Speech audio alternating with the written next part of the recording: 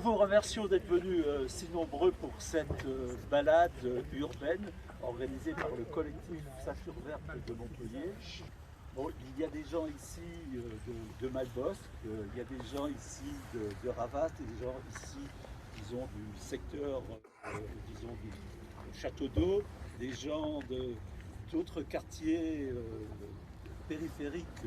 L'objectif est que dans le cadre du PLUI, c'est-à-dire le plan local d'urbanisme intercommunal de Montpellier, il y a un certain nombre d'espaces qui sont actuellement vierges comme ici, soient préservés en tant qu'espace naturel ou préservés, disons, pour développer une agriculture périurbaine, etc. Il est important de réfléchir collectivement, disons, à des alternatives à l'urbanisation de ces secteurs. Qu'est-ce qu'on peut y développer comme activité de nature? Qu'est-ce qu'on peut y développer comme activité, disons, d'agroécologie, etc.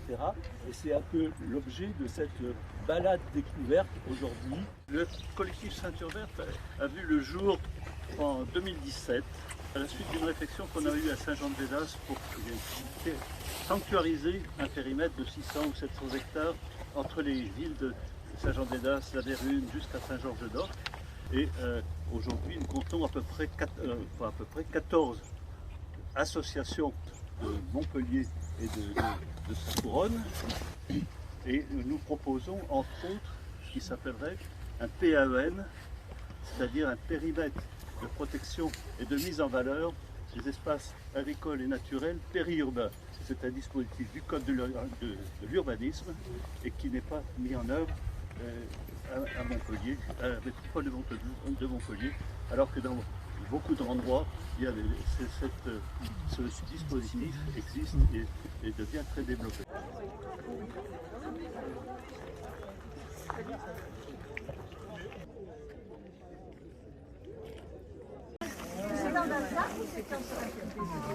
Alors en fait, tous les champs là qui sont entre l'école et ici sont dans la ZAC.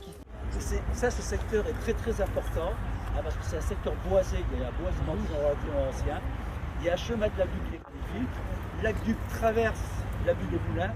Ça fait maintenant 2 ans, un truc comme ça, qu'on vient ici. Alors l'un des avantages, c'est que on n'est pas régi par les règles du parc, donc les chiens peuvent être lâchés. Ils jouent, ils courent, ils socialisent, ils sociabilisent, les humains pareil. Il y a 3 parcelles, à peu près 80 mètres, qui resteraient, c'est ce que M. Delafosse appelle un corridor écologique, disons de rétrécissement de l'urbanisation. On va remonter dans cette zone où a priori il y aurait de la meilleure terre qui est, disons, relativement arborée. Il y a des figuiers, il y a d'autres arbres fruitiers qui ne sont pas entretenus, etc. C'est un coin très intéressant. Donc, il y a encore un périmètre de 2 hectares qui pourrait être inclus dans la ZAC, mais peut-être pour l'extension des écoles ou des besoins de terres sportives ou que sais-je.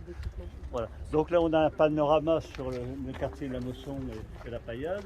Et il y a certainement, on verra un peu plus loin, il y a des jardins partagés.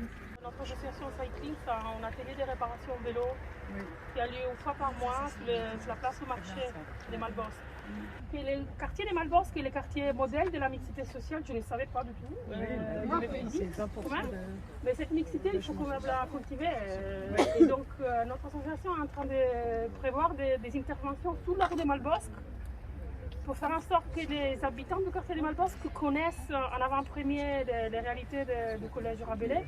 Et ça, les liens, c'est le vélo. Donc, on va faire des ateliers de réparation mécanique, des balades entre étudiants et collégiens. Bravo.